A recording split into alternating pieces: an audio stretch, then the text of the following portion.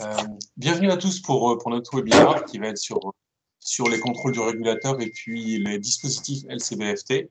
Nous allons, je dirais, ce webinaire va durer 1h30, de 18h à 19h30. Trois grands points vont être présentés. Toute la partie sanctions ACPR. Deuxième point, tout ce qui autorise amélioration opérationnelle. Et troisième point, les différents outils. Alors, pour animer ce webinaire, nous avons 6 intervenants de qualité. La première partie va être assurée par Jean-Guillaume de Tocqueville et puis Alexis Bonhomme, tous les deux qui travaillent au sein du cabinet d'avocats Agile. Nous allons sur cette deuxième partie intervenir sur la partie opérationnelle et cette partie va être animée par M. Badr Oualadi et Mme Béatrice Bonmichel. Et concernant la troisième partie en lien avec les outils, Charlotte Godin et Bachir El Charvi vont intervenir à ce moment-là. Jean-Guillaume et Alexis, je vous propose maintenant d'intervenir, s'il vous plaît, et de présenter cette partie 1.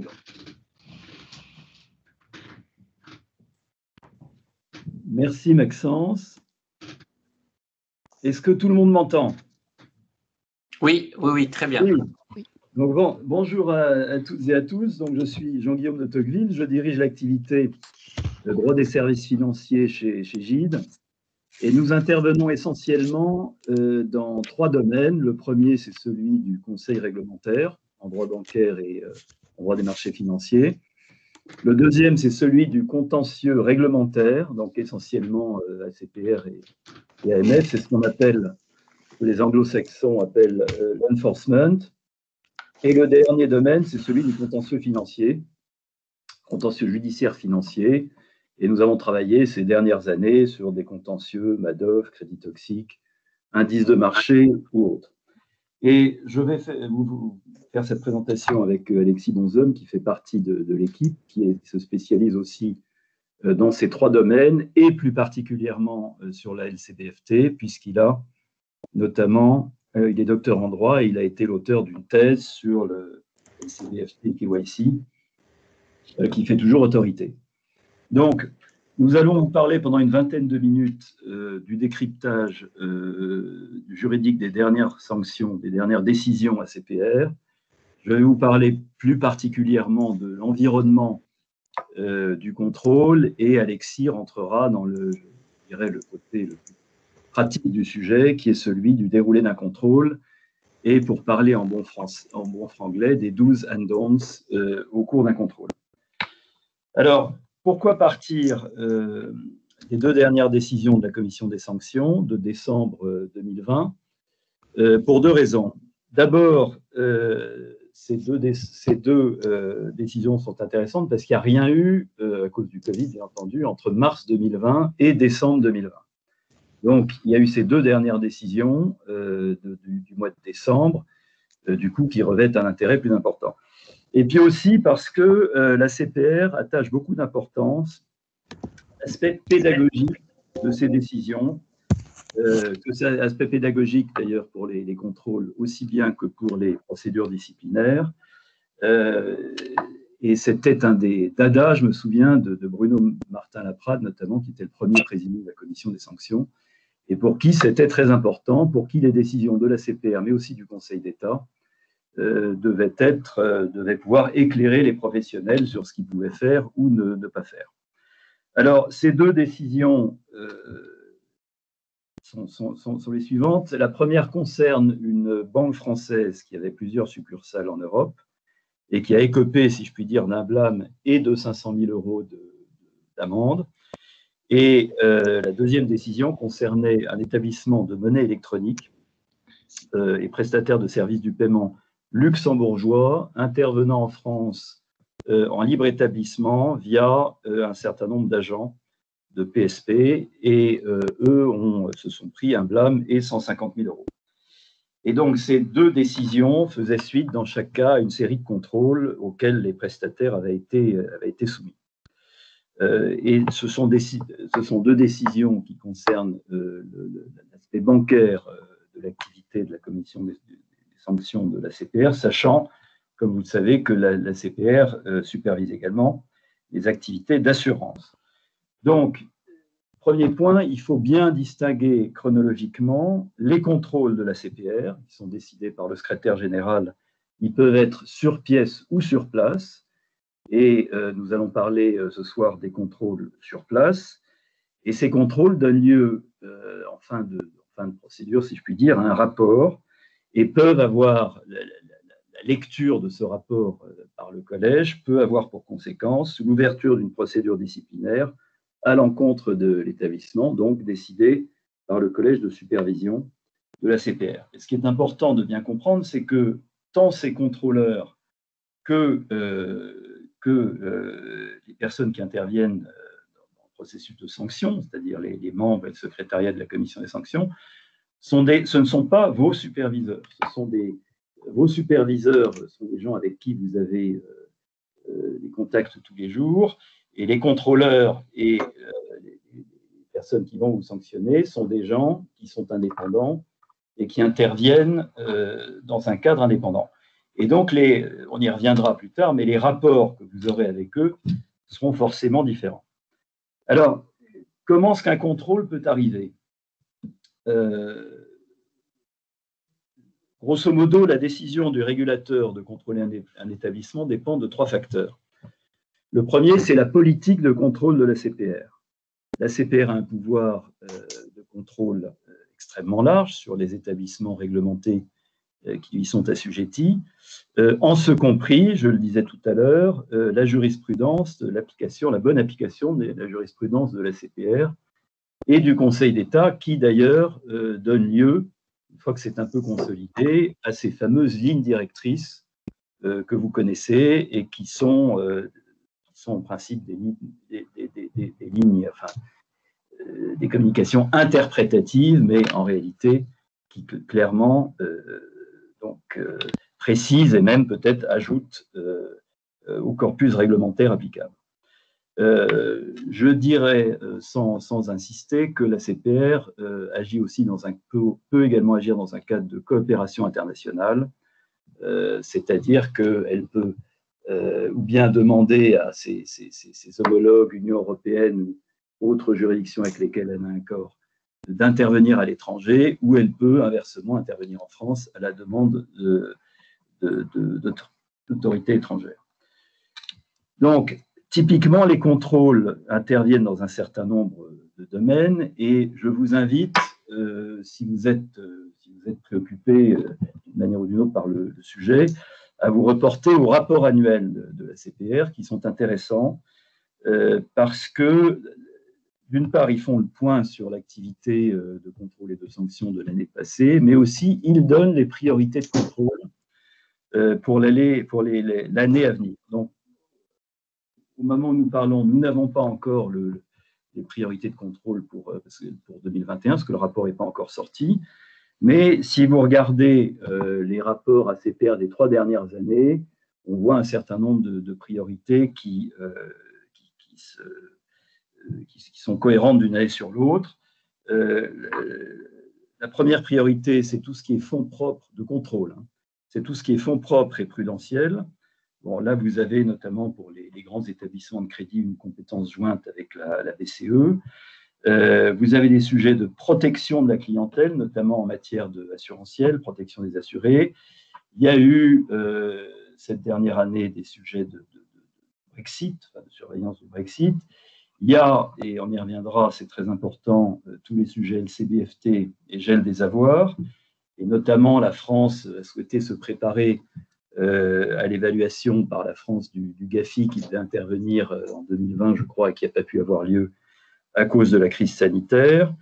Et puis, vous avez tout ce qui est risque émergent, digitalisation, cyber, innovation financière, etc. On voit aussi des sujets de gouvernance, d'externalisation et d'assurance emprunteur. Alors, deuxième facteur de décision d'un contrôle, c'est le type d'activité, d'opération d'un établissement donné, la typologie des risques auxquels il est exposé, la pertinence de son approche par les risques et, très important, la qualité de ses reportings, COREP, FINREP, QLB. Et on voit notamment toujours dans ces rapports plusieurs occurrences où la CPR constate que la qualité des reportings n'est pas suffisante. Troisième raison d'un contrôle, ça peut être justement l'historique des précédents contrôles et les suites qui ont été données par l'établissement en matière de remédiation au vu de la lettre de suite qui a fait suite à ce contrôle ou bien éventuellement à la lettre de mise en demeure. Et c'était notamment le cas des deux décisions dont nous parlons de décembre dernier. Pour la banque, c'est la première décision, les contrôles qui avaient précédé ont été des circonstances aggravantes, plutôt aggravantes, parce que il y a donc eu plusieurs contrôles et la CPR a constaté que même s'il y avait eu certaines actions de remédiation, ce qui avait été demandé n'avait pas été complètement remédié. En revanche, pour l'établissement de monnaie électronique, ça a été plutôt une circonstance atténuante, car ils ont remédié très rapidement à ce qui leur était demandé dans la lettre de suite du premier contrôle. Deuxième point, très rapidement, quels sont les contrôles susceptibles de déboucher sur une procédure disciplinaire? Alors, bien entendu, tous les contrôles ne débouchent pas en pratique sur une procédure disciplinaire. Il s'agit essentiellement, vous le savez, des contrôles relatifs à la LCBFT, au gel des avoirs. Il y a aussi tout ce qui est, c'était le cas des deux décisions de décembre dernier, il y a aussi tout ce qui est protection de la clientèle. Il y a eu un moment des contrôles de droit au compte pour les clientèles fragiles. Voilà. Et autre point important, c'est que lorsque vous avez un rapport de contrôle qui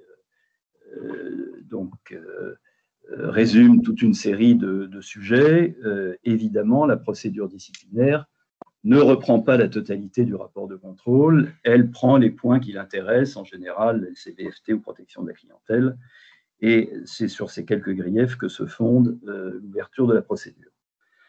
Donc, quelques chiffres. En 2019, pour illustrer ce que je viens de dire, en 2019, 140 contrôles ACPR, en France essentiellement, 34 contrôles LCBFT et 9 décisions de sanctions disciplinaires, 6 en LCBFT et 3 sur la protection de la clientèle en matière d'assurance. En 2018, 220 contrôles, dont 23 contrôles LCBFT, 10 décisions disciplinaires, 9 en LCBFT et une décision de protection sur des sujets de protection de la clientèle, notamment en matière d'assurance. Voilà, donc, quels sont les griefs qui reviennent classiquement au cours de ces contrôles? En fait, c'est quasi systématiquement les mêmes, que ce soit les contrôles ou la procédure disciplinaire qui suit. C'était le cas donc de nos deux décisions de décembre. Vous avez d'abord tout ce qui est classification des risques et procédure interne. Ça, je dirais, c'est le cadre un petit peu réglementaire LCBFT. Vous avez les sujets de connaissance de la clientèle et de vigilance constante. Dispositif de détection des opérations atypiques, ça c'est toute la qualité de vos outils IT. On en parlera un peu plus tard dans cette conversation. Le traitement des personnes politiquement exposées, les examens renforcés, etc. Et le dernier point, et non le moindre, c'est les déclarations de soupçons. Ça, c'est très important. Et puis, en général, à ces trois thèmes matières, se rajoute quasi systématiquement une critique du contrôle interne, puisque si vous avez des griefs sur les sujets dont je viens de parler, c'est que votre contrôle interne n'a pas été suffisamment efficace. Alors, quid des griefs procéduraux? Il y en a toujours dans certaines défenses. Là, je suis en matière disciplinaire, hein, un certain nombre. Ils sont plutôt moins efficaces maintenant, car la poursuite, après avoir subi quelques revers sur le sujet, maintenant est très prudente sur le plan procédural. Et je pense notamment à une fameuse décision établissement A, il y a quelques années, où nous avions réussi à faire annuler toute une partie du contrôle qui était intervenu sur les succursales offshore de l'établissement, parce que la CPR n'avait pas conclu de convention avec le régulateur de ces juridictions offshore. Bon, ce sont des choses qui n'arrivent plus maintenant. Un mot sur ce que vous risquez, en fait, si vous passez en procédure disciplinaire en termes de sanctions. Bon, administrativement, c'est quasi systématiquement un blâme. Les sanctions pécuniaires sont un éventail très large, puisque ça va de 10 000 € à 50 millions d'euros. Il y a eu, donc, par souci de parité, il y a eu une banque qui a été condamnée à 50 millions sur des sujets de LCBFT et une compagnie d'assurance qui a été condamnée également à 50 millions sur des sujets de compte en déshérence. Habituellement, c'est plutôt entre 500 000 et 10 millions. Il n'y a pas de tarif grief pas grief, comme par exemple en matière de concurrence, c'est en général une appréciation globale. Donc, sont pris en compte la gravité des griefs retenus, bien entendu, le chiffre d'affaires et les possibilités financières de l'établissement, et très important, on y reviendra, les mesures de remédiation mises en œuvre. Les dirigeants, quid des dirigeants personnes physiques, ils peuvent être aussi en principe condamnés, c'est rarissime. Personnellement, je ne l'ai jamais vu. La décision en général est publiée. Et en fait, comme vous le savez aussi, il n'y a pas en matière disciplinaire de décision en général de relax comme au pénal. On se bat en réalité sur le quantum de la sanction, étant précisé que sous l'influence de nos amis anglo-saxons, le quantum des sanctions est plutôt sur la période en hausse. Voilà, donc la gestion d'une procédure disciplinaire, ça a un coût, clairement, en matière de temps et d'énergie des collaborateurs, en matière financière, en matière réputationnelle, et donc il faut éviter de passer en procédure disciplinaire, et le meilleur moyen de l'éviter, c'est de se défendre le plus sérieusement et le plus professionnellement possible au moment du contrôle. Et notamment en matière de contrôle LCBFT, il faut toujours, lorsqu'on se défend sur un contrôle, garder à l'idée qu'on peut passer en procédure disciplinaire, et donc il faut faire attention à ne pas, dans la défense du contrôle, préempter d'éventuels arguments qui pourraient être développés par la suite en matière de procédure disciplinaire. Donc il y a un équilibre à trouver dans ces procédures de contrôle, et je laisse la parole à Alexis qui va rentrer sur les aspects plus pratiques du déroulement d'un contrôle. Voilà, donc on peut passer, donc oui, sur les slides, donc, pardon, est-ce qu'on peut revenir une seconde en arrière, s'il vous plaît? Encore? Voilà, donc là non, pardon, excusez-moi. Voilà, la suivante, s'il vous plaît. Voilà, donc là on y arrive, bon, c'est pas grave. Je passe la parole à Alexis sur les aspects pratiques du contrôle. Merci, bonjour à tous. Alors, il faut juste passer à la slide suivante encore, non, dans l'autre sens. Voilà, c'est parfait. Donc, là, nous allons voir maintenant plus en détail le déroulement de la procédure de contrôle. Alors, tout d'abord, il faut savoir que l'ACPR a publié une charte de contrôle, une charte de conduite des missions de contrôle qui détermine les obligations et les droits de la mission de contrôle et de l'établissement dans le cadre de ces procédures de contrôle. Donc, c'est un document qui est vraiment intéressant, qu'il convient de lire et d'analyser avant toute procédure de contrôle. En tant que telle, la procédure démarre par une information préalable de l'établissement qui est réalisée par le chef de mission. Donc, ce n'est pas une visite surprise ou une enquête, il y a un droit de l'établissement à obtenir une information préalable du lancement d'une procédure de contrôle. Concrètement, après cette information préalable, la mission de contrôle va organiser une réunion de présentation avec l'établissement, à laquelle devront participer les dirigeants de l'établissement, au cours de laquelle la mission de contrôle présentera les grandes étapes du contrôle, avec ses différentes attentes, et surtout pour détailler le processus du contrôle, notamment les différents entretiens préliminaires qu'elle souhaite réaliser, les différentes visites des implantations et toute l'étape de processus d'élaboration du rapport de contrôle.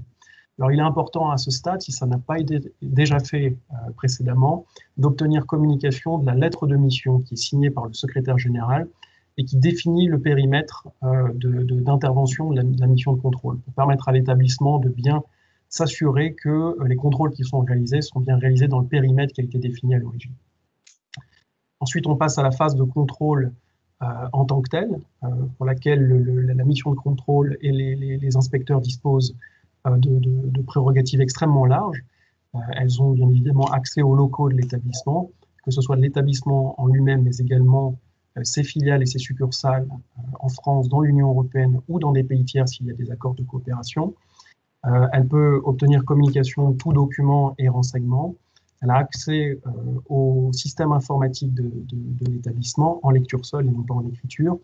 Et elle peut demander tout entretien qu'elle juge utile. Alors, les contrôleurs, dans ce cadre, sont soumis à différentes obligations. Ils ont notamment l'obligation de tenir compte des contraintes d'exploitation de l'établissement. Par la mission de contrôle et ses demandes, la mission de contrôle ne doit pas perturber outre mesure le fonctionnement normal de l'établissement. Et les contrôleurs doivent également agir avec courtoisie. Alors, c'est toujours le cas. Mais il faut, comme le disait Jean-Guillaume, garder en tête que les contrôleurs, dans le cadre de procédures sur place, ne sont pas vos superviseurs et vos contrôleurs dans le cadre du contrôle permanent, et que le rapport de contrôle va appuyer sur les points qui font mal. Et on a souvent des clients qui viennent nous voir en nous disant qu'ils ont été assez surpris de constater un décalage entre leur perception du contrôle, qui s'est très bien passé, et la teneur du rapport de contrôle qui est beaucoup plus négatif que ce qu'ils pouvaient penser. Et donc, il faut vraiment faire attention parce que on peut avoir un rapport de contrôle qui se passe bien et une mission de contrôle qui se passe bien et un rapport de contrôle qui va être plus négatif que prévu. Après cette phase de contrôle au sein de l'établissement en tant que tel, qui peut durer entre 4 et 6 mois, la mission de contrôle va procéder à l'élaboration du rapport de contrôle. Il y a différentes sous-phases. Elle va envoyer d'abord à l'établissement un avant-projet de rapport de contrôle sur lequel l'établissement pourra faire ses observations, à la fois pour relever des erreurs factuelles, mais aussi pour développer certains arguments ou divergences de vue par rapport au constat de la mission de contrôle. Tout cela est un préalable à la réunion de restitution des constats, au cours de laquelle la mission de contrôle va restituer oralement les constats et au cours de laquelle l'établissement pourra apporter ces différentes observations aux constats qui ont été apportés, cette fois-ci oralement. Sur la base de ces éléments, la mission de contrôle va élaborer un projet de rapport de contrôle qu'elle va adresser à l'établissement. C'est ce qu'on appelle dans la pratique le tableau à 3 colonnes. Vous avez dans la colonne de gauche le rapport de contrôle en tant que tel. Dans la colonne du milieu, c'est la colonne réservée aux observations de l'établissement. Et c'est ici que l'établissement va mettre par écrit l'ensemble de ces observations, factuelles ou juridiques. Et puis dans la colonne de droite, vous aurez les observations de la mission de contrôle qui peut répondre aux observations de l'établissement. L'ensemble forme le rapport de contrôle définitif qui va être adressé à l'établissement et au secrétaire général qui, avec le collège de surveillance, décidera des suites à donner au contrôle et notamment décidera s'il y a lieu à une procédure disciplinaire. Alors, on peut passer à la phase suivante. On va voir maintenant quels sont les conseils que l'on peut vous donner. Alexis, oui, je me permets d'intervenir, il vous reste une toute petite minute, s'il vous plaît. 1 minute, d'accord. C'est court. Très Allez, bien. 2. Merci beaucoup. Donc, je vais être rapide. Donc, les différents conseils, c'est de s'organiser afin de faciliter les contrôles. Ça implique, bien évidemment, généralement de désigner une personne qui va être en charge de la coordination et qui va être le point de contact avec la CPR. Vous pouvez, dans ce cadre, vous faire assister par un conseil, et c'est généralement recommandé, qui ne sera pas ce sera pas un mandat de représentation, c'est-à-dire que le conseil ne sera pas en face de la mission de contrôle, mais c'est plus une mission d'appui sur certains sujets particuliers qui pourraient être soulevés, notamment sur des points juridiques.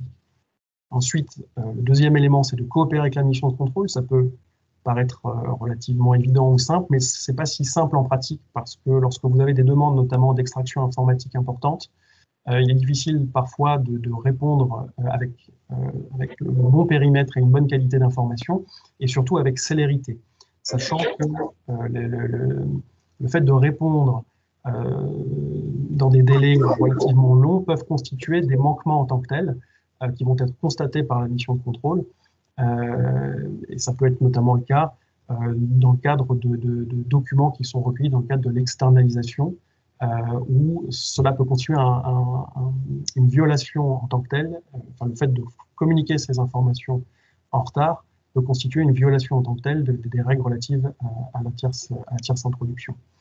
Donc je passe un peu rapidement. Effectivement, ce qui est important, c'est également de remédier rapidement aux défaillances constatées. Jean-Guillaume en a parlé tout à l'heure, notamment de mettre en œuvre des plans de remédiation très rapidement et dès le contrôle, et ça peut être des éléments qui vont réduire fortement le quantum de la décision. Et sur ce sujet, on a souvent des questions très pratiques sur, par exemple, les déclarations de soupçon. Lorsque la mission de contrôle considère que l'établissement aurait dû faire une déclaration de soupçon et que l'établissement conteste cet élément, on peut se demander si on doit faire une déclaration de soupçon à titre préventif. Et généralement, c'est effectivement ce que l'on recommande.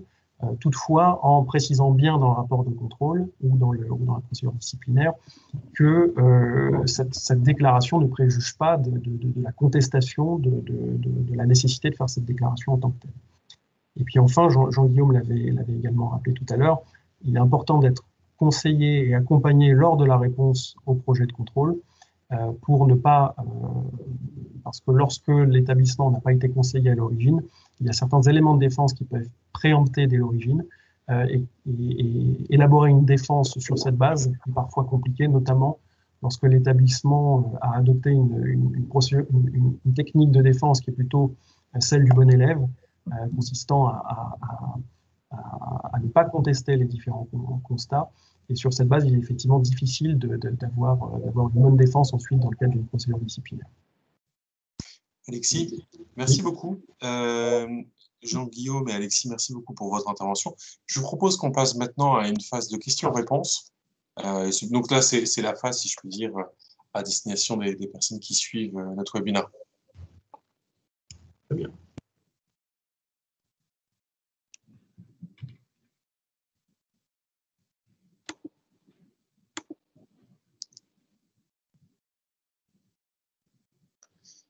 Alors, rebonjour à tous. Peut-être auriez-vous des questions à poser à nos intervenants?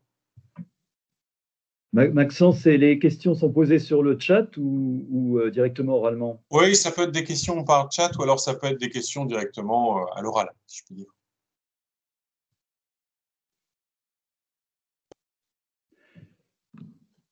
Bon, on peut peut-être les concentrer sur la fin, du coup, sur la fin de notre conversation. Ce que je vous propose au niveau des personnes qui assistent à ce webinaire, c'est peut-être de noter vos différentes questions au moment des slides, et puis on y reviendra régulièrement au cours de notre échange.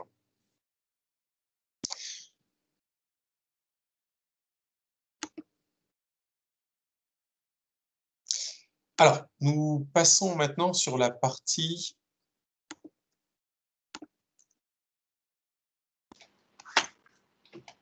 la deuxième partie, toute la partie opérationnelle. Très bien, on est confronté à une partie, je dirais, des sanctions et autres. Comment fait-on? Alors, M. Badr Oualadi et Mme Béatrice Bonmichel vont nous présenter cette partie. Merci à vous. Merci Maxence. Bonjour à tous. Badr Oualadi, associé cofondateur du cabinet Montagne Advisory, spécialiste lutte anti-blanchiment.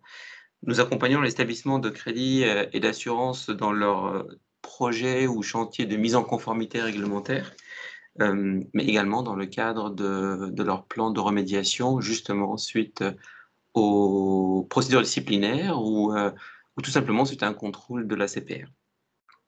Je remercie Jean-Guillaume et Alexis pour leur intervention et effectivement à la lecture des dernières décisions de sanction et plus généralement des dernières décisions publiées ces dernières années, on arrive à une certitude qui est celle que l'approche par les risques est vraiment au cœur des dispositifs de lutte anti-blanchiment. Et pour compléter cette approche par les risques, nous avons recours à plusieurs sources documentaire et de réglementation, des sources réglementaires, des sources d'échange de place, de l'approche par le groupe, de l'approche groupe dans le cadre d'une vigilance consolidée et également d'une évaluation interne. Et puis, ce qu'on a constaté aussi à la lecture de la dernière décision de sanction, c'est que lorsque l'établissement décide de coter une activité, une typologie d'opération dans un niveau de risque quelconque, il ne peut pas aller à l'encontre de ce qui est prévu par les textes réglementaires et essayer de son propre chef de réduire le niveau de risque qui pourrait être perçu autrement soit par les autorités, soit au niveau national, au niveau européen et au niveau international. Et on a vu dans la décision de sanction qu'il y a eu des renvois soit vers des publications du GAFI ou vers des publications de la Commission européenne ou voire même du comité de Bâle. Ce qu'on peut dire à ce sujet-là, c'est que on constate une véritable parfois déficience de la formalisation du rationnel qu'on va avoir pour pouvoir défendre notre position, ce qui peut parfois nous permettre de justifier notre position, c'est d'avoir une explication cohérente qu'on pourrait donner aux inspecteurs, à l'autorité en cas de contrôle, pour justifier, puisqu'il nous appartient de bien maîtriser notre activité, notre organisation, et donc nos zones de fragilité, mais aussi en face les mesures d'atténuation qu'on va mettre en place, et nous sommes les mieux placés pour pouvoir les expliquer, soit être conformes totalement à 100% à l'ensemble des textes qui bougent sans cesse, soit donner cette explication-là qui doit être formalisée. Et des fois, c'est là où ça pêche un petit peu. On a un manque de formalisation, de documentation de cette approche par les risques. Concrètement, ce qu'on attend par un dispositif très opérationnel, si on peut passer à la slide suivante, c'est un circuit, un enchaînement d'étapes, plutôt celle d'après.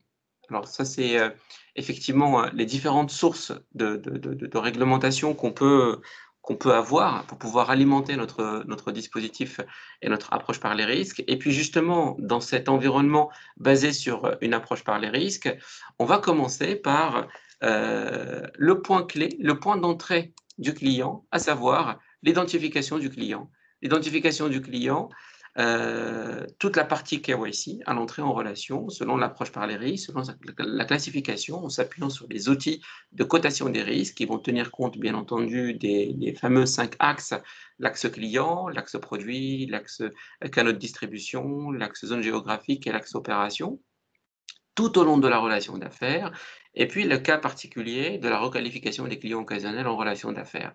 Cette identification concrète et correcte des clients et cette connaissance parfaite de la relation d'affaires va nous permettre de disposer d'une base client fiable et actualisée, donc régulièrement, et documentée, laquelle va nous permettre de dérouler tout le volet vigilance constante dans une approche, encore une fois, logique et qui relève du bon sens, bien entendu, qui s'appuie sur des paramètres de surveillance et de vigilance qu'on doit adapter, qui génèrent des alertes, des scénarios de profilage ou de monitoring des transactions, avec des procédures qui doivent être claires et opérationnelles pour les utilisateurs.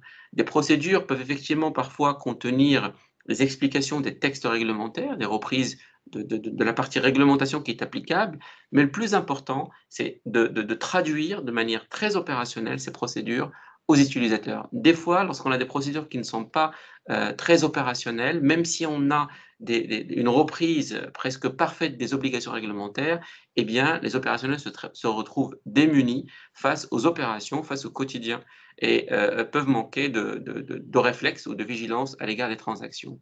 Donc, tout ce dispositif-là de vigilance qui s'appuie sur la base client qui est fiable, sur des procédures opérationnelles, sur des outils correctement paramétrés et régulièrement ajustés et paramétrés, donne lieu à des alertes pertinentes. L'inverse donnera lieu à des alertes qui ne vont pas être pertinentes et donc par conséquent qui vont générer soit beaucoup d'alertes et donc une systématisation du classement de l'archivage de ces alertes-là, soit absolument pas d'alerte ou peu d'alerte. Et le cas échéant, ça peut être un indicateur pour les inspecteurs pour aller voir le niveau de paramétrage.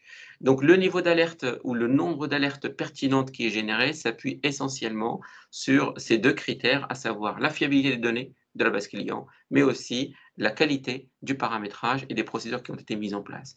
Bien entendu, dès lors qu'on a des alertes pertinentes, cela va nous permettre de nous orienter, le cas échéant, vers les diligences, à savoir d'examen renforcé, qui nécessite une certaine réactivité, puisque dans le cas des examens renforcés, on est tenu d'investiguer un peu plus la transaction, la relation d'affaires, et d'aller vers le client pour lui demander, le cas échéant, des justificatifs. Ce n'est pas systématique. Parfois, à la simple lecture des relevés des transactions ou du dossier physique ou du recoupage d'une information qu'on peut avoir par ailleurs, l'opération, en tout cas, peut nous paraître très claire, très cohérente au regard du profil du client, et il n'est pas nécessaire de contacter le client. Dans la majorité des cas, on va le contacter pour demander des justificatifs probants.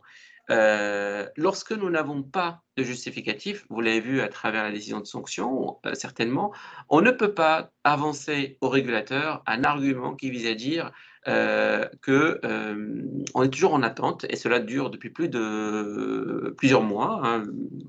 Il y a des cas où, depuis plus d'1 an, que le client se manifeste pour nous communiquer les justificatifs. Là, c'est clair, on a des renvois vers des articles qui nous incitent, ou en tout cas qui nous somment de procéder directement à la déclaration de soupçon, parce qu'on n'arrive pas à obtenir des justificatifs auprès du client. Oui. Nous avons juste une question, si on peut juste y répondre. Alors, la question, c'est est-ce que la CPR contrôle uniquement les banques et assurances ou tous les acteurs soumis à la LCBFT, type notaire, professionnel, immobilier et autres? Alors, non, il ne rentre pas dans le périmètre, je parle sous le contrôle de Jean-Guillaume, il n'entre pas dans le périmètre de supervision de la CPR. Ils vont relever directement, je suppose, du procureur. Badre, oui, en oui. fait, les notaires, les avocats, les huissiers, etc., dépendent de leur ordre pour être Oui. contrôlés et sanctionnés. C'est ça. En revanche, et sur les autres acteurs du secteur non financier, ils sont contrôlés par la Commission nationale des sanctions. OK. Exactement, ta réponse est tout à fait exacte, Bader. En fait, la CPR ne contrôle que les établissements qui sont soumis à sa supervision, c'est-à-dire les établissements réglementés, banques, entreprises d'investissement, PSP, EME, etc. Voilà, bureau de change. Voilà, changeur manuel, agent. Les agents, effectivement, auxquels on peut faire appel, y compris les IOBSP, auprès de qui on peut externaliser toute ou partie d'une activité de distribution, par exemple. Oui, tout à fait. Oui. Donc, l'examen renforcé doit donner lieu à une identification des vraies opérations atypiques qui, elles, feront l'objet d'une déclaration de soupçon. Le passage entre examen renforcé et identification d'opérations atypiques doit faire l'objet d'une vigilance à l'égard des délais de traitement, des délais d'instruction des dossiers. Et donc là, on a par exemple des indicateurs qu'on peut avoir ou qu'on doit avoir dans les reportings à communiquer aux instances de gouvernance pour permettre de mettre ces dispositifs-là sous tension. On a parlé tout à l'heure du rôle des fonctions d'audit. Effectivement, c'est un rôle très important pour pouvoir compléter, en tout cas sécuriser les dispositifs. Béatrice en parlera plus en détail. Donc, l'examen renforcé nous permettra d'avoir une identification des opérations atypiques, laquelle donnera lieu à une déclaration de soupçon, toujours avec cette logique de monitoring des délais, une formalisation, une pertinence avec un esprit de synthèse. Je répète à chaque fois cette anecdote, ou en tout cas cet échange qu'on a eu très cordial avec notre correspondant Tracfin, puisque quand j'occupais des fonctions de direction de la conformité, j'avais institutionnalisé une relation, une réunion régulière, annuelle avec Tracfin pour avoir un feedback sur la qualité de nos déclarations de soupçons. Et un jour, notre correspondant nous a dit que nous représentons pour eux, donc pour les investigateurs de Tracfin, les analystes de Tracfin, des apporteurs d'affaires. Puisque plus la déclaration est claire et pertinente, avec un esprit de synthèse, où on a mis en avant d'abord les indicateurs clés, les indices de blanchiment et de financement du terrorisme, mais aussi en accompagnant cette déclaration avec des justificatifs pour permettre à l'analyste d'avoir la même vision que nous, pour qu'on puisse lui expliquer les éléments de doute, plus ça va leur permettre de transférer, en tout cas de qualifier cette déclaration de soupçon au niveau du service de réception de déclaration de soupçon, la DOVI, la division d'orientation et de valorisation de l'information, vers les services qui vont aller encore plus loin dans l'investigation et probablement vers une transmission vers le procureur. Et donc, une fois qu'on a réalisé cette déclaration de soupçon, donc délai de traitement, pertinence, contenu, circuit de validation, on l'a vu dans des décisions de sanctions précédentes où, à cause des circuits de validation, on rallongeait les délais, eh bien, arrive l'arbitrage quant au maintien ou pas de la relation d'affaires. Il n'est pas précisé dans les textes réglementaires qu'il est impératif de rompre la relation d'affaires après la déclaration de soupçon, sauf dans 2 cas. Le premier, si l'on n'arrive pas à identifier le client. Le deuxième, si l'on n'arrive pas à obtenir ou si le client refuse de nous communiquer des justificatifs. Là, on est tenu, notamment en vertu de l'article L561-8, de rompre la relation d'affaires. Pour les autres cas, il n'est pas obligatoire de rompre la relation d'affaires. Et d'ailleurs, le GAFI avait recommandé de ne pas rompre la relation d'affaires systématiquement, justement pour continuer à observer, à monitorer le fonctionnement du compte du client et, le cas échéant, continuer à alimenter TracFin avec des déclarations complémentaires, d'où la pertinence de ce maintien de la relation d'affaires. Mais si on décide de maintenir la relation d'affaires, eh bien là, il ne faut pas tomber dans le piège, c'est que le niveau de risque du client ne peut pas rester le même. Si le client était en risque standard ou en risque faible et qu'il a fait malgré tout l'objet d'une déclaration de soupçon, il est important de requalifier ce niveau de risque, quitte à le revoir ultérieurement pour le réajuster. Et Badre, oui. Peut-être peux-tu illustrer un peu la définition de risque, la notion de risque, s'il te plaît. La notion de risque. Bien, la notion de risque, c'est selon une approche par les risques. Alors, on a des participants du Maroc, d'Algérie, de la Côte d'Ivoire et du Sénégal. On retrouve à peu près les mêmes textes réglementaires qu'on a en Europe, avec ces fameux 5 axes qui doivent nous permettre, généralement à l'aide d'un outil. Je constate encore au travers les missions d'audit que j'ai pu réaliser dernièrement qu'il y a certains établissements qui n'ont pas encore d'outils pour les aider à évaluer le niveau de risque du client avant l'entrée en relation et de manière dynamique tout au long de la relation d'affaires. Cette classification par les risques qui va nous donner un score de risque de client, un peu comme le score de risque de crédit, pour permettre de mettre en face les diligences adéquates, adaptées en fonction du niveau de risque. Cet outil-là de profilage ou de scoring de risque doit s'appuyer sur les 5 axes. Quels sont les critères portés par le client? Est-il résident fiscalement sur place ou pas? Est-il personne politiquement exposée ou pas? A-t-il fait l'objet d'une déclaration de soupçon? On peut intégrer d'autres critères de type personne physique, personne morale, segment client, si on a une particularité, une exposition particulière par rapport à des segments clients particuliers. On peut ajouter aussi l'ancienneté de la relation d'affaires. Chaque établissement va établir sa propre classification par les risques selon sa propre typologie de clientèle. Ça, c'est les axes clients. Ensuite, on va avoir un axe produit. Quels sont les produits auxquels ce client a souscrit? Et en fonction du niveau de criticité ou niveau de risque porté par le produit, on va faire une combinaison.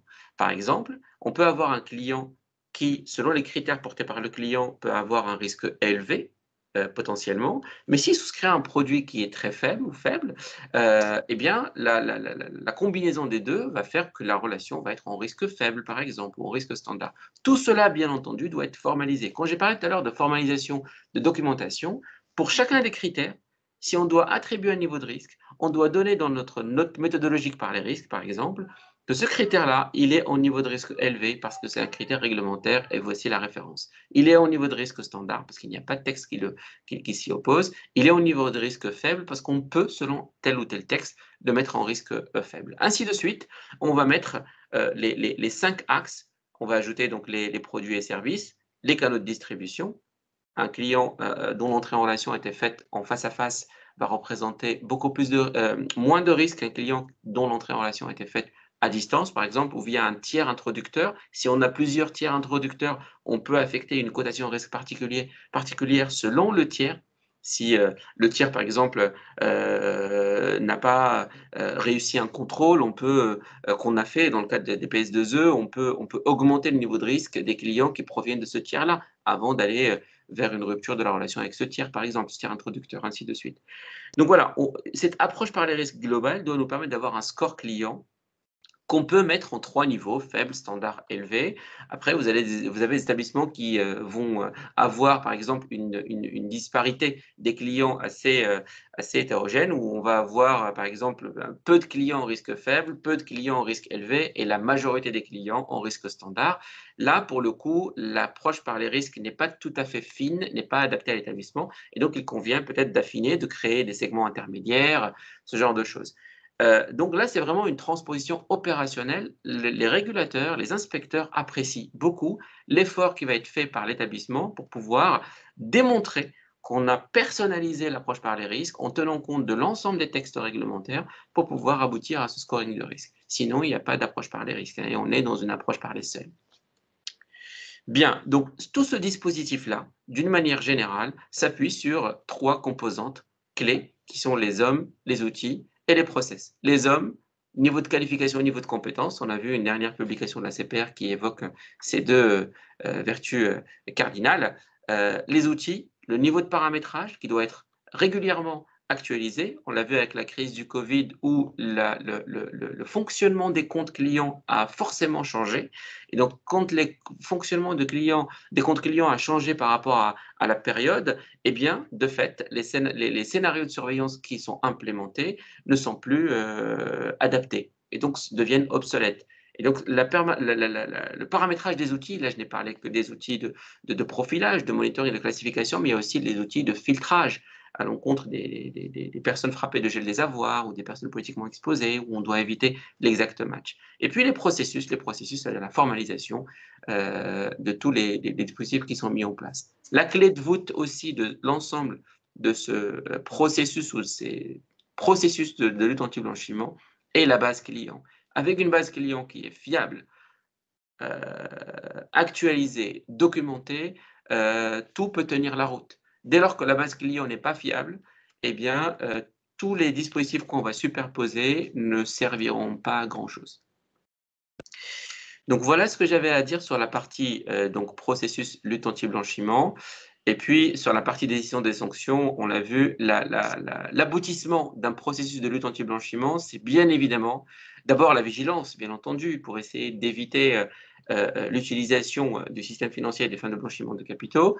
Mais pour nos établissements, c'est de porter à la connaissance de Tracfin l'information quant à une opération atypique ou un comportement atypique ou un client atypique ou une bande organisée, une filière de blanchiment. Voilà. Merci. Badr. Peut-être merci pour ton intervention. Peut-être une question pour Béatrice. On a une question concernant le nouvel arrêté du 6 janvier 2021 relatif au dispositif de contrôle interne en matière de LCBFT. Béatrice, peut-être as-tu connaissance de ce nouveau dispositif du 6 janvier 2021 ? Bien sûr. Et comment la CPR va-t-elle se comporter vis-à-vis des banques, assurances et autres, établissements de crédit ? Bien sûr. Alors, l'arrêté, maintenant, effectivement, commence à être pas mal connu, on va dire, des différents établissements. Peut-être, Badr, tu veux ajouter un mot par rapport au dispositif, justement, que tu as évoqué. Quel est peut-être le gap par rapport avec cet arrêté et même si le gap, honnêtement, est relativement faible, et ce que tu as pu présenter comme dispositif. Tu veux en dire un mot ou alors, on est effectivement, mais vraiment très rapidement, pour ne pas empiéter sur la partie audit, je sais qu'elle est très attendue aussi. On est globalement dans du renforcement, on est dans de la transposition de la 5e et 6e directive bientôt en matière de lutte anti-blanchiment. Les 2 mots-clés, c'est le renforcement de l'approche par les risques, le renforcement des diligences à l'égard des personnes qui pourraient être frappées de gel des avoirs, donc avec tout ce qui en découle en termes de système. J'ai vu une question sur est-ce qu'il y a une obligation d'automatisation. De plus en plus, on voit des textes qui parlent d'automatisation.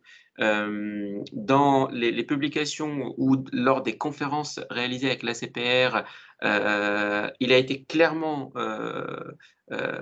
évoqué l'automatisation, l'utilisation des outils à des fins d'anti-blanchiment. Et aujourd'hui, de plus en plus, on ne voit pas comment faire sans les outils. Qu'il s'agisse de LSI, de petits établissements ou de grands établissements, puisqu'avec les outils Excel ou les vérifications ponctuelles qui peuvent être réalisées, il y a un risque opérationnel majeur. Et surtout, le jour où on a un contrôle du régulateur, eh bien, on va avoir un challenge de taille pour pouvoir justifier tous les dispositifs qui ont été mis en place.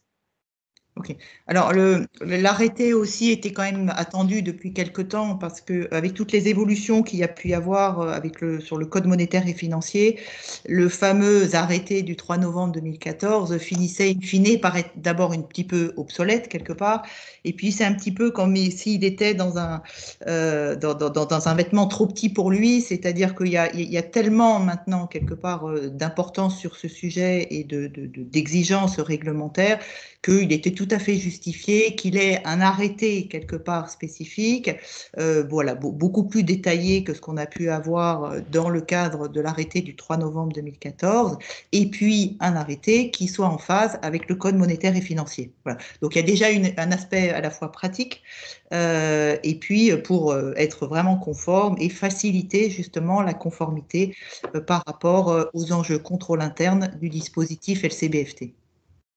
Voilà, même si donc dans le contenu, ce n'est pas une révolution, voilà, les points tels que les a abordés Badre, bien évidemment, sont tout à fait dans l'esprit de cet arrêté.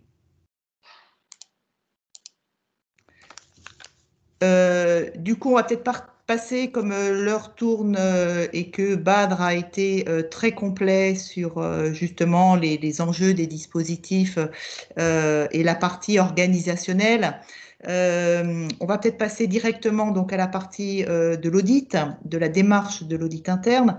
Alors, pourquoi est-ce qu'on a fait le choix d'avoir un petit zoom quelque part sur la démarche d'audit? Eh bien, tout simplement parce qu'il est quand même préférable que ce soit l'audit interne qui détecte les dysfonctionnements avant que ce soit bien évidemment le superviseur qui le fasse.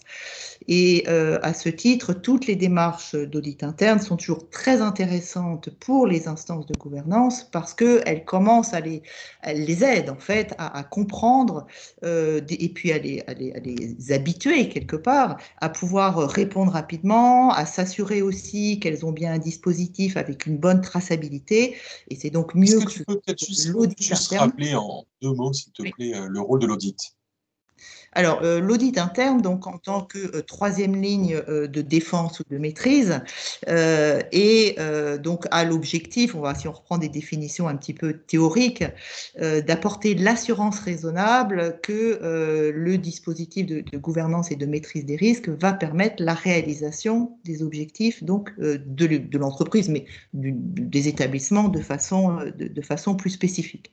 Et donc, l'audit interne vient compléter. C'est donc dans l'arrêté du 3 novembre, on parle de contrôle périodique par rapport à une périodicité de la démarche de l'auditeur et vient compléter le contrôle permanent qui va s'appuyer sur la première ligne et la deuxième ligne donc de maîtrise. Voilà, juste en 2 mots, voilà, sur cette partie audit interne qu'on appelle aussi donc troisième ligne de défense ou troisième ligne de maîtrise en complémentarité donc avec les lignes de N1 et 2 et avec le contrôle permanent. Voilà. Alors, sur cette partie démarche d'audit interne, bien c'est simple, c'est là où les auditeurs aiment bien aussi quelque part les sanctions parce qu'on s'en inspire, bien évidemment. On s'en inspire parce que la démarche du superviseur est très intéressante et voilà, et du coup permet de structurer les démarches en interne.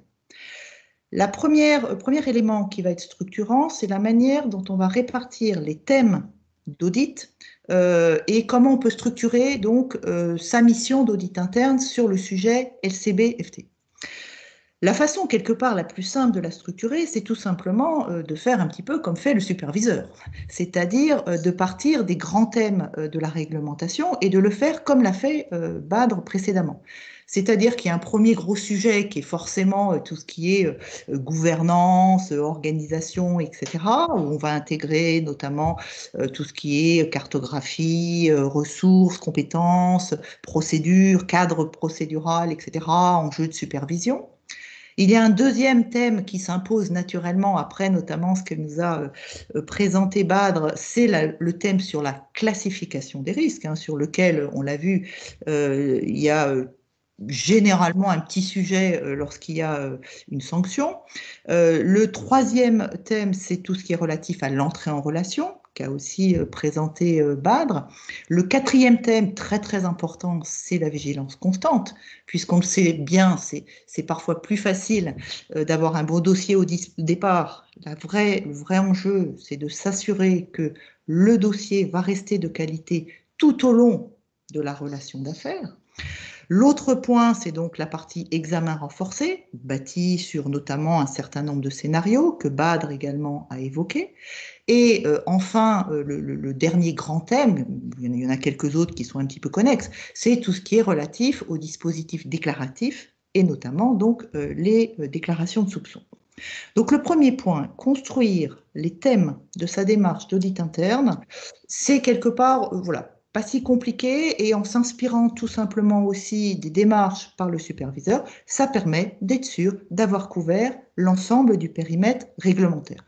Donc je passe sur les COSI, je passe sur les FATCA, EAI, etc., qui sont importants bien sûr, mais on va se concentrer sur les notions qu'on a abordées précédemment.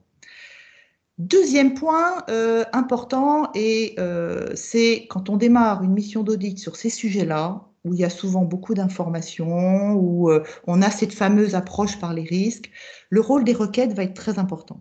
Et la démarche analytique, qui est une démarche quand même qui devient de plus en plus importante dans la démarche de l'audit interne, trouve tout son sens dans la partie LCBFT.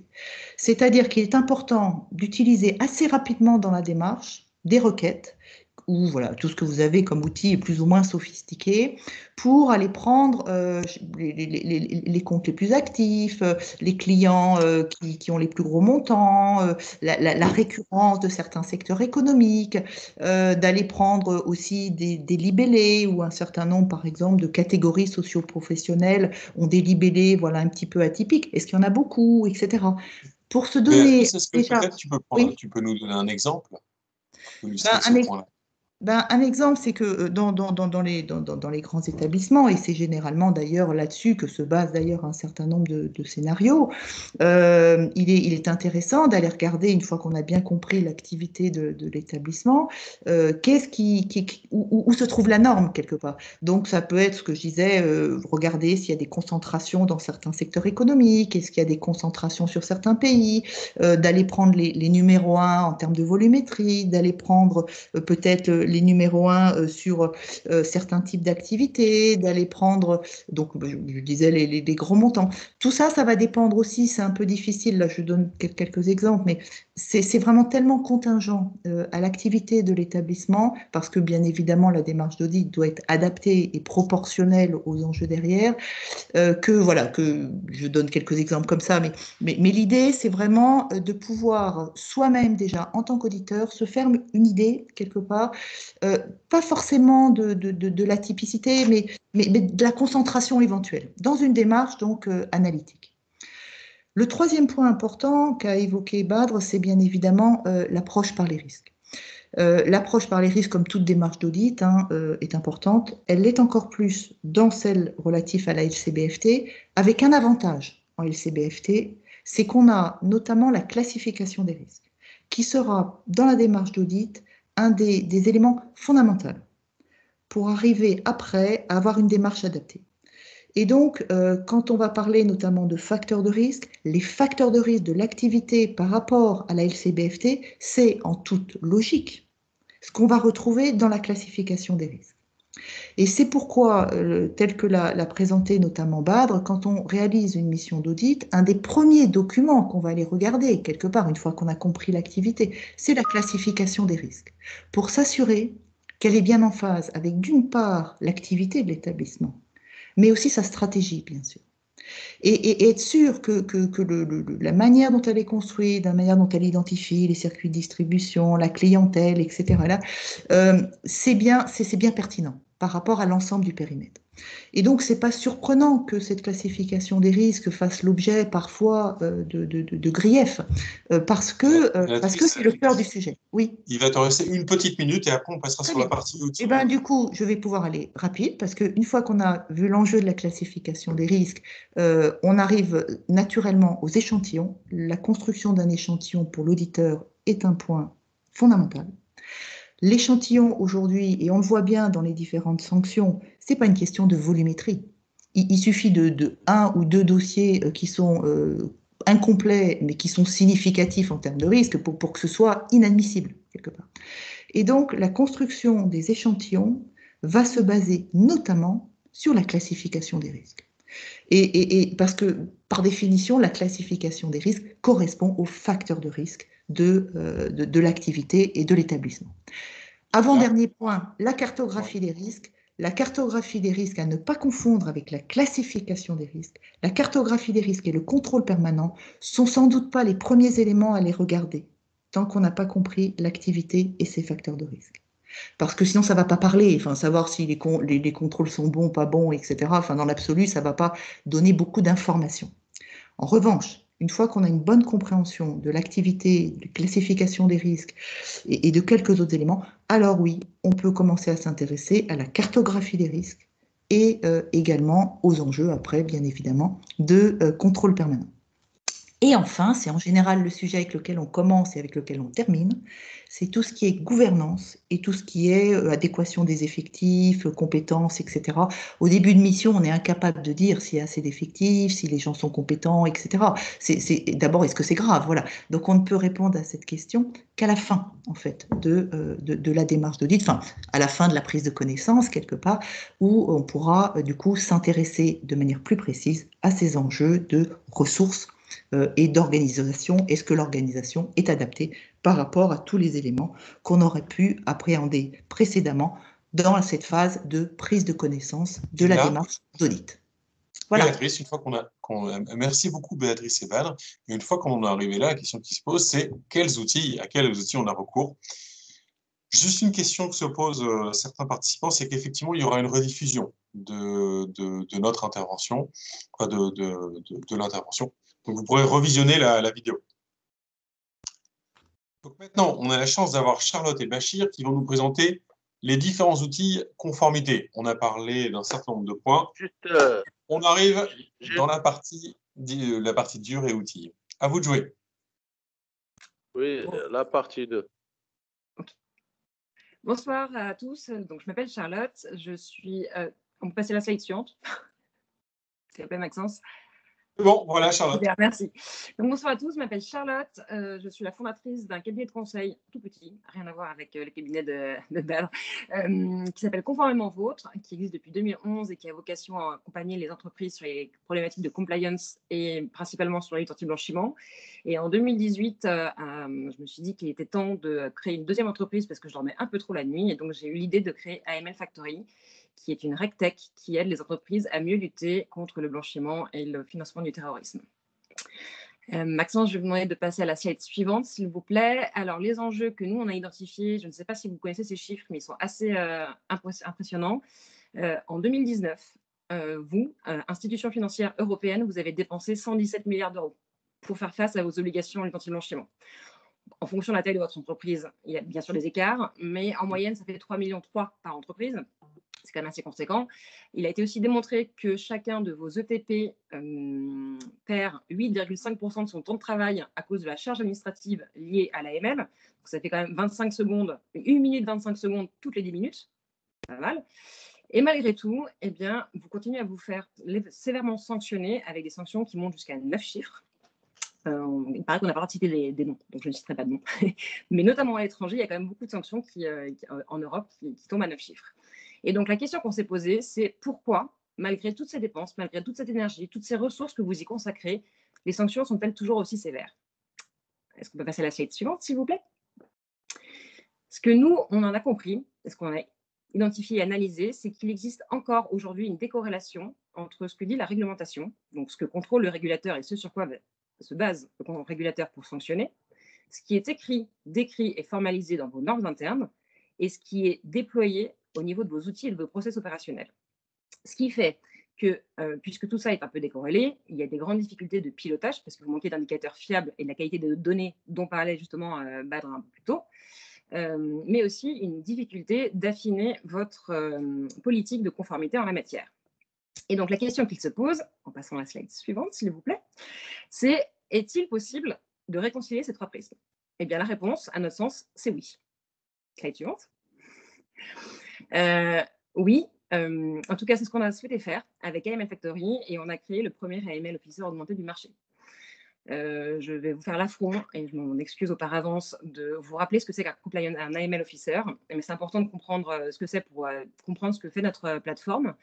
D'abord, le premier rôle d'un AML Officer, c'est d'être capable d'établir un diagnostic du niveau de conformité de la structure.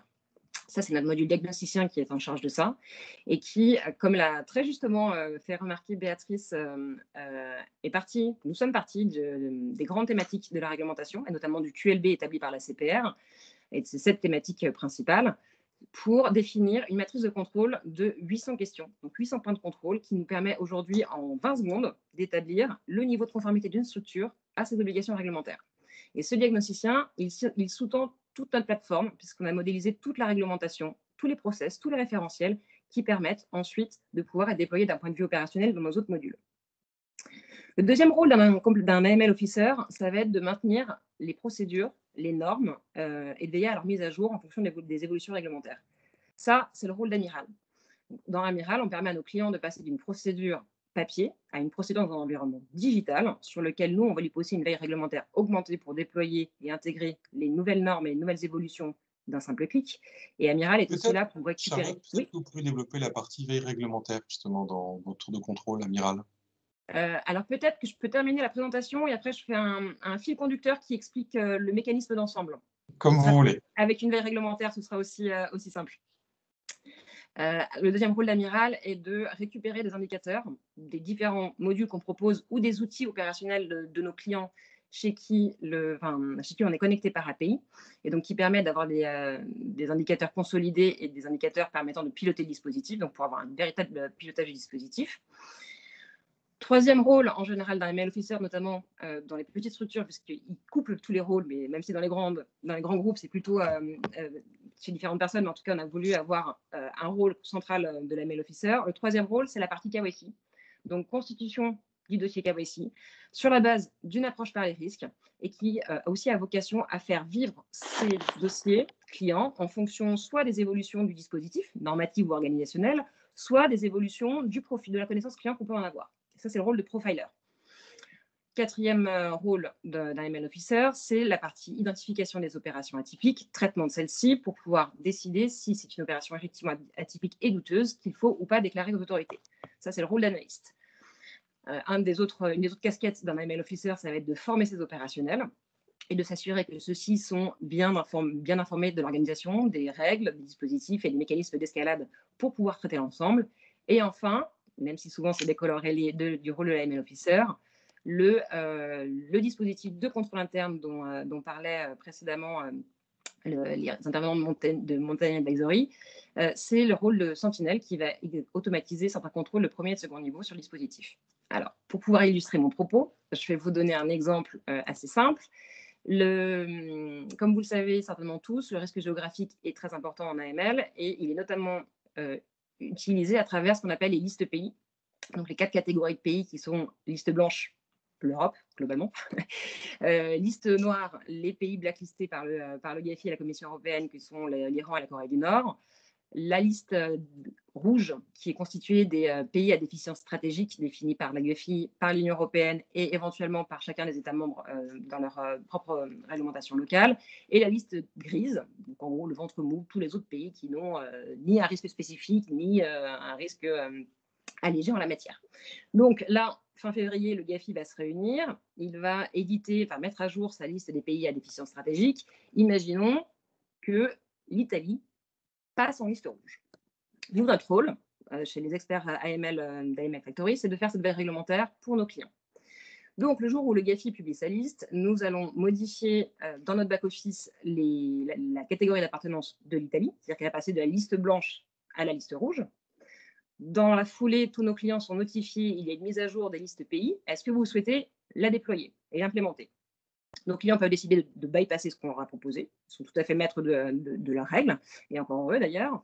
Et s'ils décident de l'intégrer, ils cliquent sur « Je valide », leur référentiel, leur procédure est mise à jour et versionnée, historisée dans le temps, ce qui leur permet de revenir à l'état de leur dispositif à une date antérieure.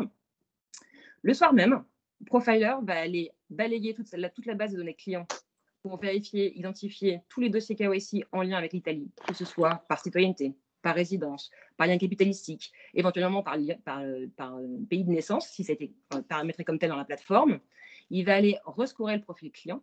Et si le dispositif de notre client indique que, en cas de nationalité d'un pays en liste rouge, les due deals doivent passer en vigilance renforcée, ça va changer de niveau de vigilance. Et donc, dans ce cas-là, il va y avoir une nouvelle checklist complétée, donc de nouveaux documents et informations à récolter. Donc, dans ce cas-là, le dossier KYC vient se mettre en to-do chez la personne compétente pour ce niveau de risque, pour qu'il puisse envoyer un email à son client et demander des informations et documents complémentaires. Analyste va aller balayer toutes les transactions des opérations entièrement opérées avec l'Italie et les futures, bien sûr, à l'avenir, pour voir si une opération atypique a eu lieu avec ce pays-là et éventuellement donc déclencher une alerte pour pouvoir la traiter et éventuellement déclarer aux autorités. Teacher va aller transmettre l'information à tous les opérationnels de l'entreprise pour dire il y a une mise à jour de la liste pays, voilà ce que ça a comme impact opérationnel au niveau de nos procédures, de nos relations clients et des niveaux de vigilance qu'on va mettre en place. Et Sentinel va, elle, aller vérifier que ce qui s'est passé dans Amiral, donc la modification procédurale qui a été opérée, a bien été déployée jusqu'au bout de la chaîne opérationnelle. C'est-à-dire que Profiler, tous les dossiers clients ont bien été mis à jour, validés, que toutes les alertes qui ont été générées ont effectivement été traitées, clôturées ou déclarées, que les opérationnels ont suivi la formation annuelle dont ils étaient tenus de passer. Et tout ça, en fait, pour pouvoir faciliter l'ensemble et avoir un certain nombre d'indicateurs et un pilotage renforcé de la dispositif. C'est ce qu'on appelle la veille réglementaire augmentée. Je vais vous demander de passer au slide suivant.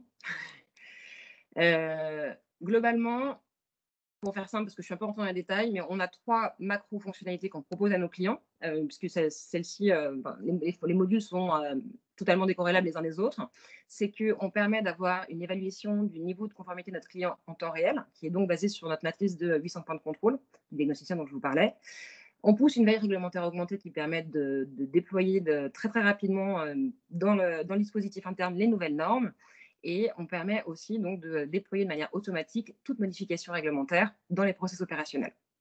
Résultat, pour nos clients, c'est en moyenne moins 40% de dépenses annuelles en moins. C'est un gain de productivité de plus 7%, puisqu'on arrive à diviser le temps de traitement manuel par 8. Et le risque de sanction, on plaît à dire qu'il est égal à 0. En tout cas, si ce n'est pas le cas, nos clients savent exactement pourquoi ils ne sont pas au top du top de la conformité. C'est une décision qu'ils peuvent avoir. Ça peut très bien être une décision business ou autre. Mais au moins, ils savent comment le corriger et ils peuvent le décorriger de manière automatique. Voilà ce qu'on fait chez AML Factory. Et je crois que j'ai fini. Oui, parfait. Merci beaucoup, Charlotte. Est-ce qu'on a peut-être des questions sur ce point-là, sur la partie outils automatisation? Juste, j'ai une question, si vous permettez. Oui. Oui, bien sûr. Oui, c'est...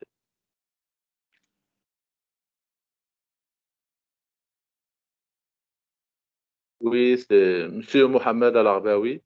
Je suis expert en évaluation, financement et transmission d'entreprise de l'Université Paris-Dauphine. Je suis actuellement au Maroc.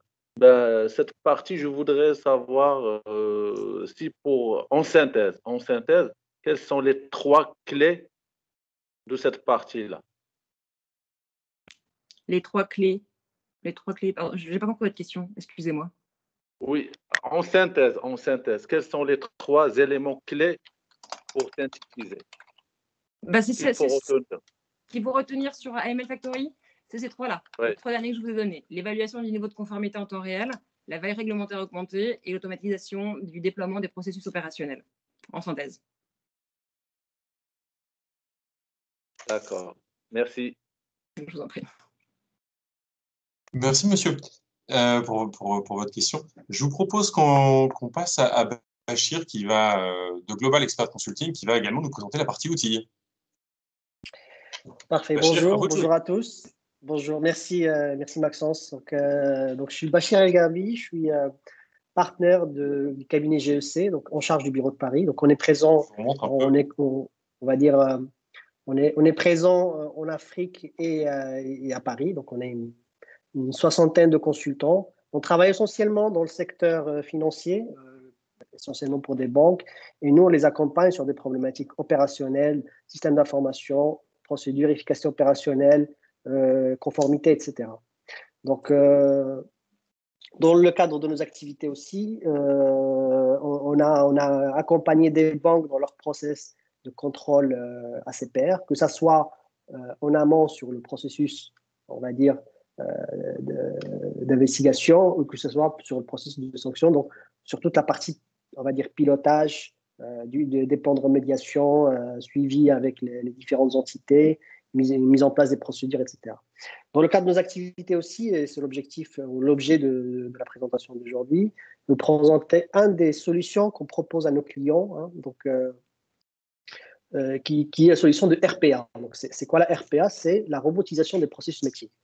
Donc, c'est une nouvelle technologie, d'accord, qui rentre progressivement dans le marché et qui permet de simuler le travail d'un être humain ou remplacer le travail d'un être humain, d'un salarié, d'un collaborateur, par un robot, ce qu'on appelle un bot, qui exécute les mêmes traitements. Donc, le recours à cette automatisation se fait pour des process qui sont exécutés fréquemment, qui nécessitent beaucoup de temps de travail et d'efforts d'interaction humaine, processus qui inclut de nombreuses tâches répétitives manuelles un peu chronophages et par contre, ils doivent être basés sur des règles de gestion assez claires et assez simples, comme ça le robot peut traiter. Donc, slide suivant.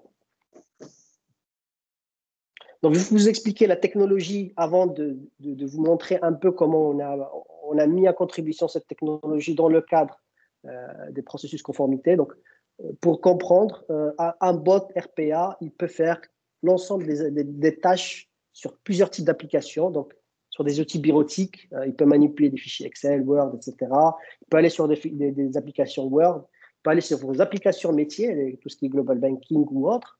Il peut aller sur les messageries, et ça, c'est juste des exemples. Hein, c'est juste pour vous illustrer. Donc, en faisant ça, ce qu'on essaye de faire, slide suivant, c'est de créer ce qu'on appelle un travailleur virtuel.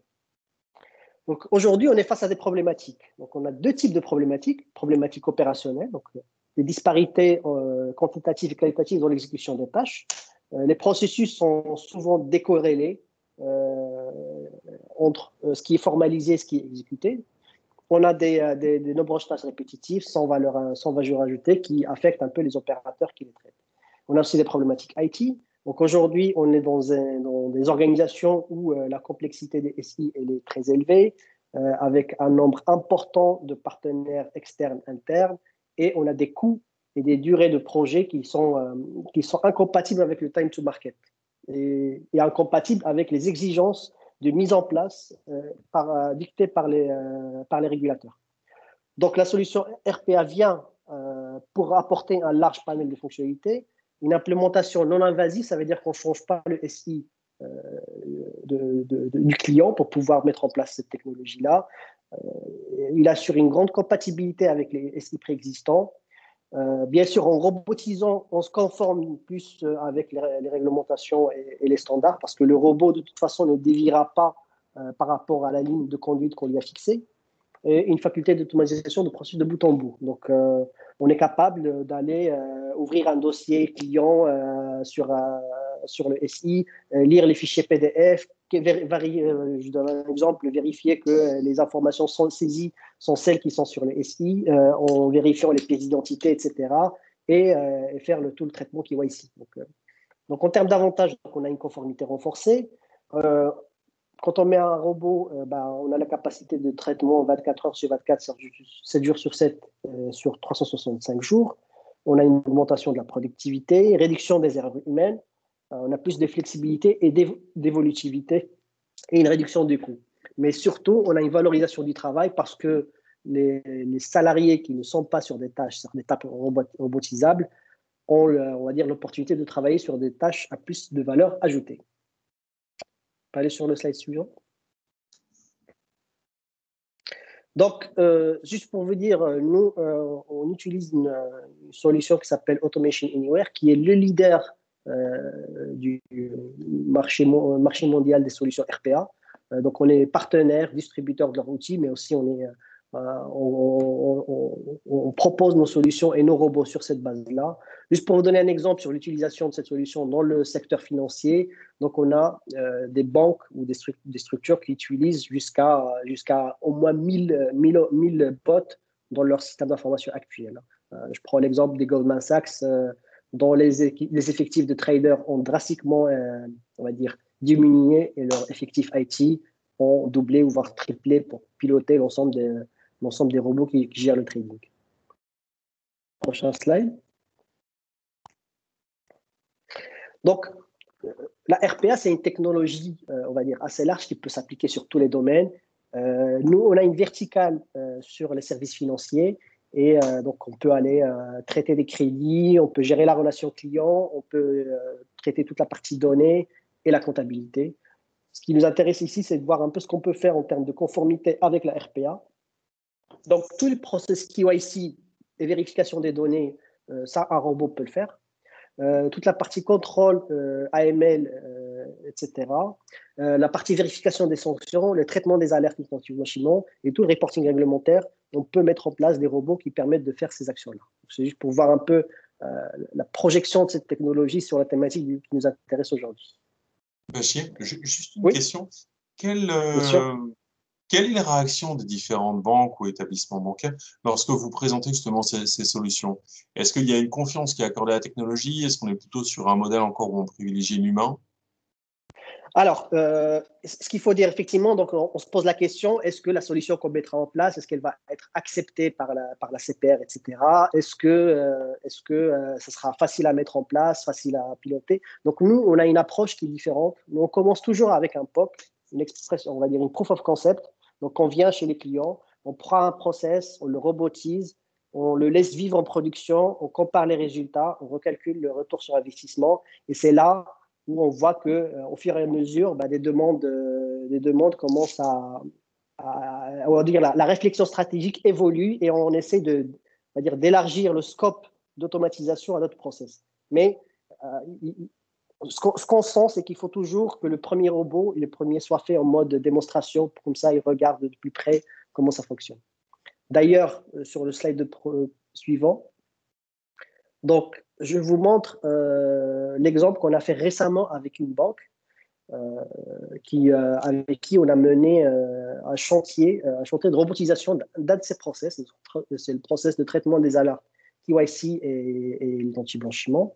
Donc, l'idée, ce qu'on s'est dit, c'est qu'on veut mettre en place un back-office hybride, en fait, une direction conformité hybride, qui sera composée des compliance officers, mais avec laquelle on a greffé un digital compliance officer, donc c'est un travailleur virtuel, d'accord, pour répondre à une problématique qui est très simple. Aujourd'hui, sur les outils de filtrage, on a une limite sur les alertes. Ça veut dire que on a des clients qui entrent en relation, on a des homonymies de ces clients-là avec des personnes qui sont susceptibles d'être sur des listes de gel de avoirs, des listes de terroristes.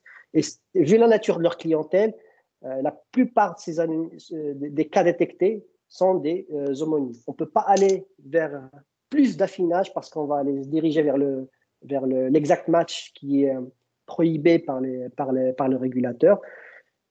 Et du coup, c'est une direction conformité, elle est face à la problématique où 80% de leurs alertes sont des fausses alertes. Ça génère de la frustration client parce que de toute façon, le temps que la direction conformité, en fonction des effectifs, puisse libérer les alertes, le client ne peut pas faire des opérations et du coup, il reste bloqué. Le volume est de plus en plus croissant parce qu'on constate aussi que les règles souvent évoluent. Et du coup, pour pouvoir pallier à ça, ce qu'on a mis en place, c'est qu'on a créé un robot qui, lui, sera le point d'entrée le point d'entrée pour traiter ces alertes-là. D'accord? Donc, le robot, il prend l'ensemble des alertes. Il se base sur quelques règles de gestion. On est parti sur des règles de gestion les plus safe, justement pour pouvoir lever ces alertes-là. Donc, on s'est dit, s'il y a des différences entre les lieux de naissance, les dates de naissance et le sexe, on peut considérer que c'est une fausse alerte. Et si le robot n'arrive pas à prendre une décision, il transmet la main ou l'alerte à un compliance officer pour reprendre le sujet. Donc, on l'a fait sur un périmètre, vous voyez bien, très restreint, juste pour montrer l'impact de cette robotisation sur leur activité. Prochain slide. Oui, Bachir, donc on a vraiment une complémentarité entre l'intervention justement de l'outil, ou de ces technologies, plus l'intervention humaine, ce qui permet in fine d'avoir quelque chose de Exactement. L'objectif, c'est de créer des directions. Exactement. L'objectif, c'est de créer des directions hybrides. Donc, où l'humain, il est revalorisé parce que s'il ne traite pas des alertes, on va dire des fausses alertes, il va se concentrer sur des alertes où il y a plus de valeur ajoutée, plus d'investigation, en tout cas plus de travail de réflexion et plus d'efforts cognitifs, ce qu'on demande à un être humain.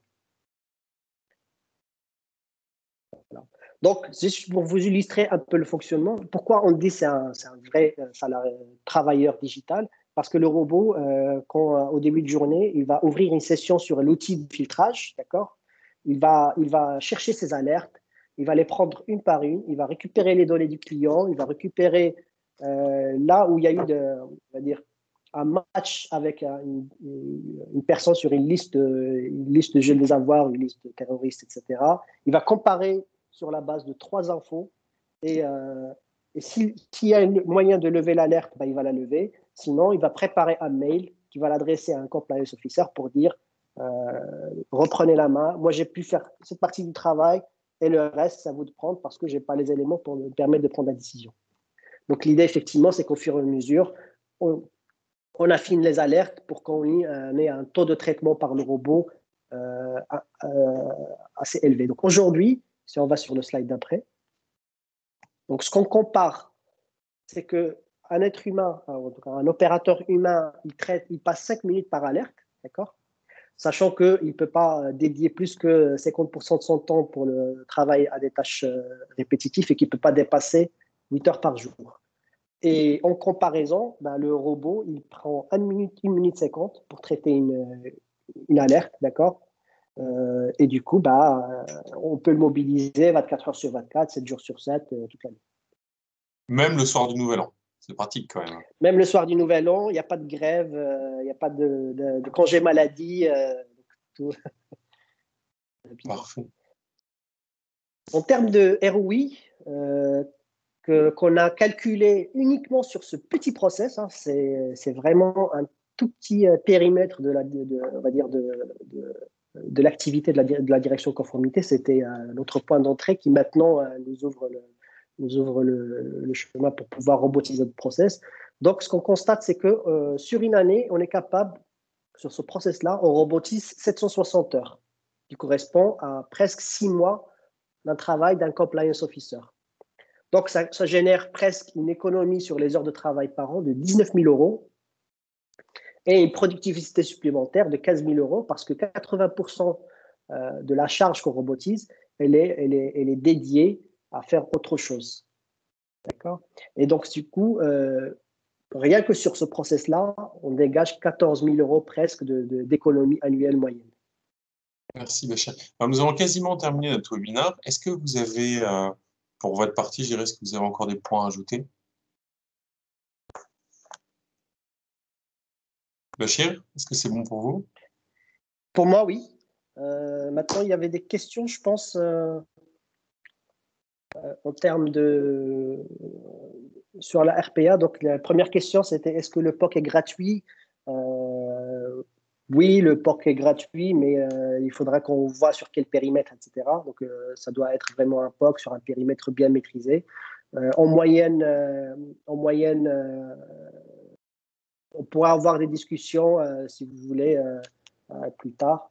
Pour le traitement des alertes AML, opérations suspectes ou inhabituelles, comment le bot pourra traiter ces alertes qui doivent faire l'objet d'investigations qui nécessitent l'intervention de l'IMA. Donc, ce que j'ai expliqué dans le cadre de la présentation, c'est que si le robot a tous les éléments pour prendre une décision, il prend une décision. S'il n'a pas les éléments, il transmet à un compliance officer par mail, donc pour lui dire tel type d'alerte ou tel numéro d'alerte nécessite un travail d'investigation supplémentaire. Merci. Est-ce qu'on a, voilà, d'autres... Oui. Est-ce qu'on a d'autres questions ou est-ce que vous souhaitez encore intervenir?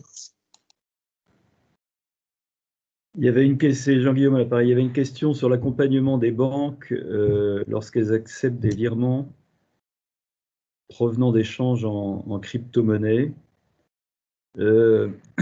Donc peut-être 2 points. D'abord, tout ce qui provient de plateformes européennes ou américaines, normalement, c'est réglementé.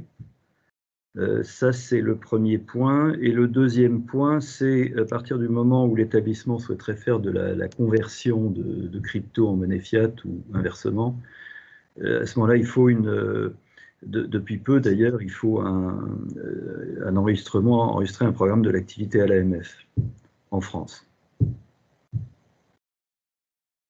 Voilà ce qu'on peut dire. Je ne sais pas, Alexis, si tu veux ajouter quelque chose. Bon, sur ce point, c'est très clair. Ok.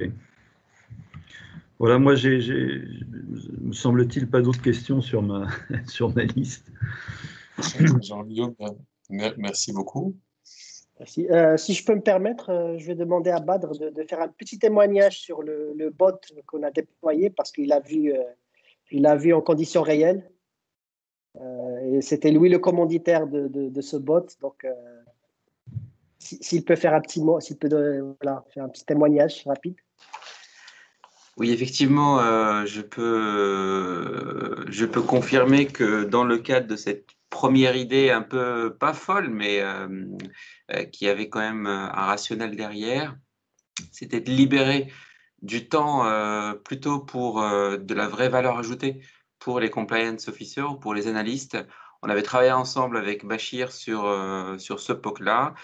Nous, en expertise métier, et lui avec ses équipes, ses ingénieurs qui ont pu reproduire à l'identique les travaux réalisés par les analystes financiers lorsque cela était vraiment accessible à une décision qui s'appuie sur des facteurs clairement définis dans les bases clients, d'où la nécessité d'avoir une base client qui soit fiable.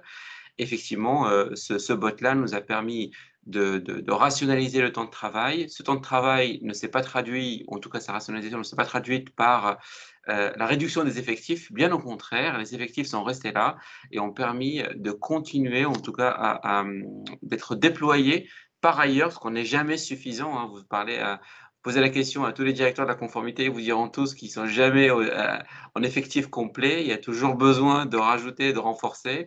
Et bien justement, ça fait partie des axes qui permettent de rationaliser les effectifs et de concentrer les efforts là où il faut aller participer à la robustesse des dispositifs en place.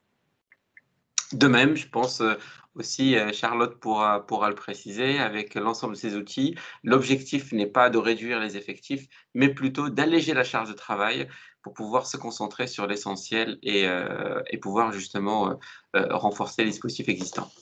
Je dirais même plus, à vrai dire, je pense qu'aucun compliance officer n'a signé pour faire des extractions d'outils, pour faire des reporting ou pour espalucher des sites internet pour faire la veille réglementaire, mais bien pour avoir ce petit côté investigation, analyse, traitement, etc. Voilà. Donc nous, l'objectif, c'est vraiment de revaloriser le travail d'un AML officer. Donc c'est un... Bon, écoutez, merci à tous, c'est 19h34 maintenant. Donc, je vous propose qu'on souhaite une belle soirée. Donc, merci vraiment. Merci au cabinet Gide, à M. Jean-Guillaume de Tocqueville et à M. Alexis Banzang pour vraiment leur appui sur la partie juridique. Donc, si vous avez des questions sur le plan juridique, pensez au cabinet Gide. Voilà.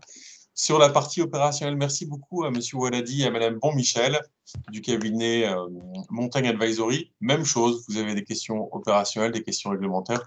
Vous pouvez vous adresser à Badr, à Béatrice et à moi-même également, parce que je fais partie de la structure. Et sur la partie outils, merci beaucoup à Charlotte Godin et puis à Bachir pour vos interventions. C'était aussi très intéressant d'avoir cette partie outils qui complétait la partie peut-être plus traditionnelle, on va dire. Merci à tous. Merci à tous. Excellente soirée. Bonne soirée. Merci beaucoup.